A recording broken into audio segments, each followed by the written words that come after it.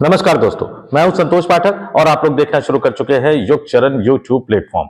क्या देश की राजधानी दिल्ली, दिल्ली से सटे उत्तर प्रदेश के पश्चिमी हिस्से यानी पश्चिमी उत्तर प्रदेश, दिल्ली से सटे हरियाणा और राजस्थान पर एक बड़ा संकट मंडरा रहा है?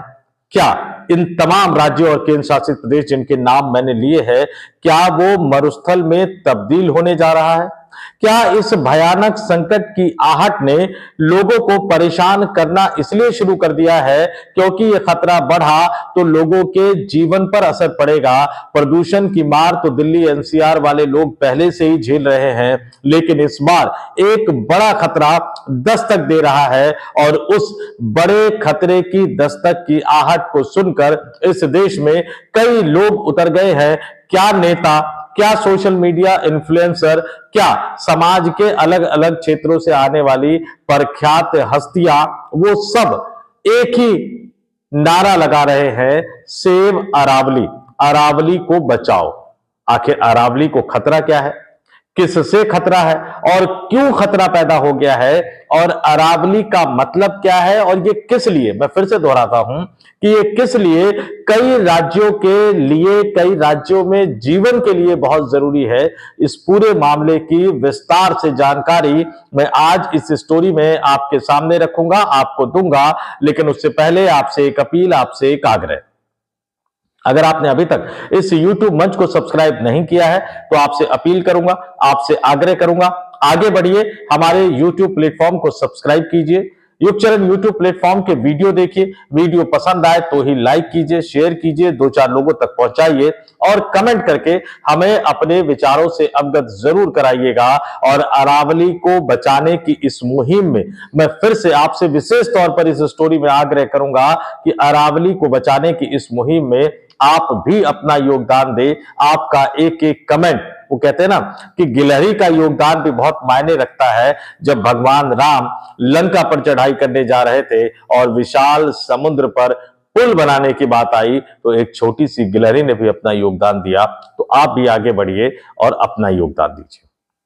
अब बताता हूं कि अरावली पर संकट क्यों आया, लेकिन उससे पहले थोड़ा सा आपको इसके बारे में जानकारी दे दूं कि अरावली जो है वो सिर्फ पत्थरों और पहाड़ियों की श्रृंखला भर नहीं है, बल्कि उत्तर भारत की जीवन रेखा है। जैसा कि मैंने बताया, यही पर्वतमाला, जी हां ध्यान दीजिएगा, अरावली की यही पर्वतमाला थार मरुस्थल की रेत हो या लू हो या धूल भरी आंधियां हो, इनको दिल्ली, हरियाणा, पश्चिमी उत्तर प्रदेश और राजस्थान के उपजाऊ इलाकों में पहुंचने से रोकता है। यानी अगर ये ना हो, यानी अरावली पहाड़ पर्वत ना हो, तो ये सारे के सारे इलाके बंजर बन जाएंगे, यहां की उपजाऊ धरती भी बंजर बन जाएगी।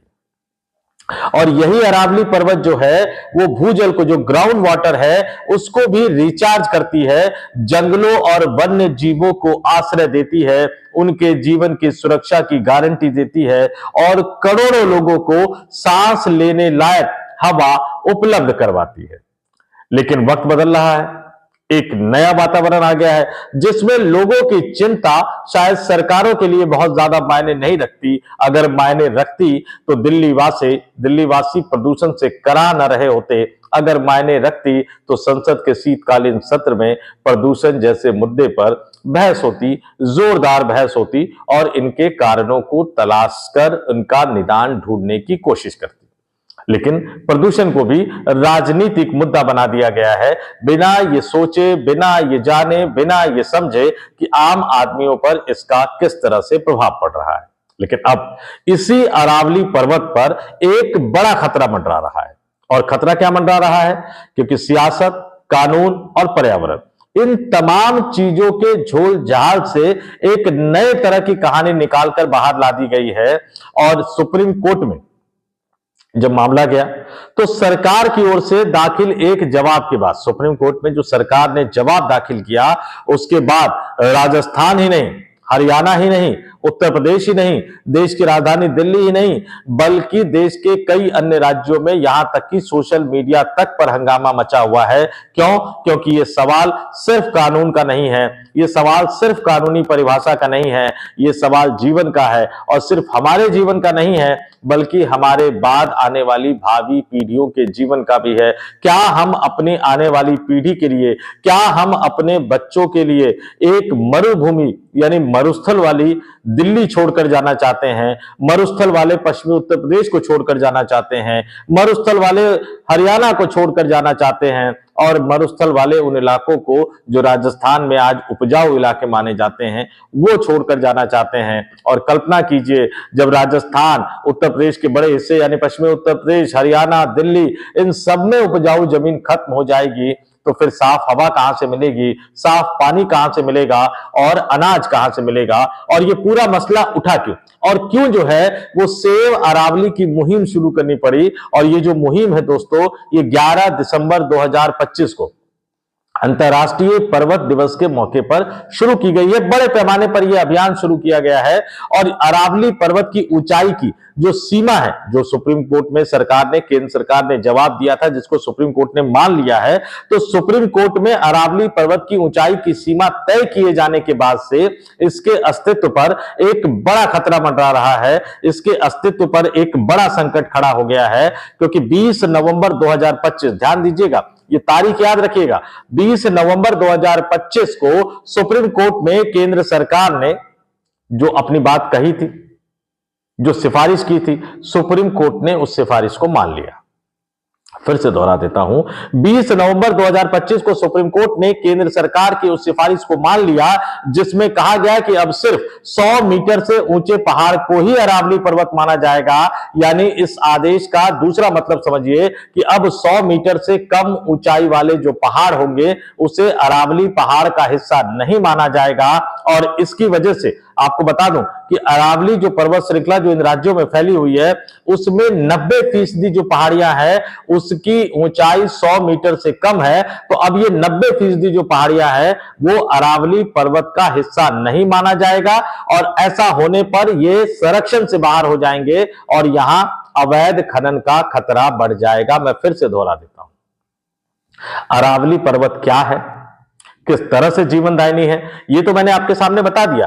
लेकिन इसी अरावली पर्वत श्रृंखला में जो 90% हिस्सा है साथियों, वो 100 मीटर से कम ऊंचाई वाला है। अब सरकार ने सिफारिश की, सुप्रीम कोर्ट ने अपने फैसले में मान लिया कि अब 100 मीटर से कम ऊंचाई वाला यानी अरावली पर्वत श्रृंखला के 90% हिस्से को अब अरावली पर्वत श्रृंखला का हिस्सा नहीं माना जाएगा। क्यों?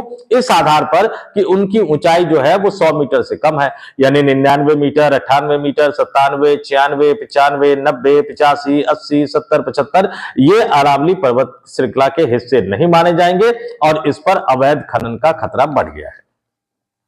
अब कल्पना कीजिए कि जो अरावली पर्वत इतनी जीवन की सुरक्षा की गारंटी देता है, इसके तमाम महत्व मैंने आपको बता दिए, अगर उसका 90% हिस्सा जो है वो कट जाएगा, वो खत्म हो जाएगा, तब इन राज्यों की हालत क्या होगी? सवाल उठा रहे हैं, तमाम लोग सवाल उठा रहे हैं। और सेव अरावली का जो मूवमेंट है वो भी एक तरह से चलाया जा रहा है। उससे पहले मैं आपको बता दूं कि अरावली पर्वत पहले से ही अवैध खनन के कारण अपना वजूद खोता जा रहा है। यह पर्वत राजस्थान में रेगिस्तान के विस्तार को रोकता है।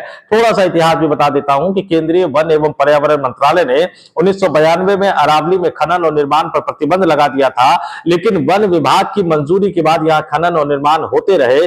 2003 में एक पर्यावरणविद ने सुप्रीम कोर्ट में याचिका दाखिल की, तब सुप्रीम कोर्ट ने सख्ती दिखाते हुए इस क्षेत्र में खनन को प्रतिबंधित कर दिया और वन विभाग को इसका संरक्षक बना दिया, लेकिन इसका भी कोई असर नहीं पड़ा।